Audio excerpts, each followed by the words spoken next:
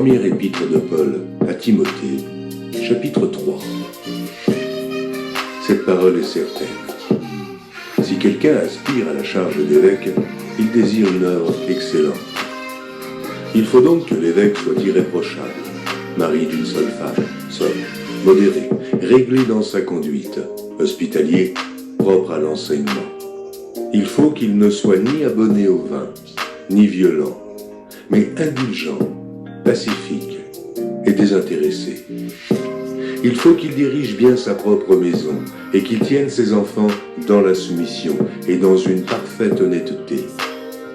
Car si quelqu'un ne sait pas diriger sa propre maison, comment prendra-t-il soin de l'Église de Dieu?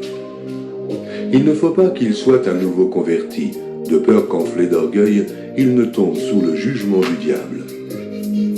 Il faut aussi qu'il reçoive un bon témoignage de ceux du dehors, afin de ne pas tomber dans l'opprobre et dans les pièges du diable. Les diacres aussi doivent être honnêtes, éloignés de la duplicité, des excès du vin, d'un gain sordide, conservant le mystère de la foi dans une conscience pure. Qu'on les éprouve d'abord, et qu'ils exercent ensuite leur ministère, s'ils sont sans reproche. Les femmes, de même, doivent être honnêtes, non médisantes, sobres, fidèles en toutes choses.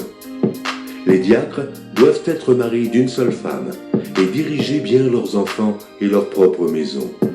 Car ceux qui remplissent convenablement leur ministère s'acquièrent un rang honorable et une grande assurance dans la foi en Jésus-Christ.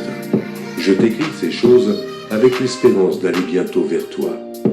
Mais afin que tu saches, si je tarde, comment il faut se conduire dans la maison de Dieu, qui est l'Église du Dieu vivant, la colonne et l'appui de la vérité. Et, sans contredit, le mystère de la piété est grand.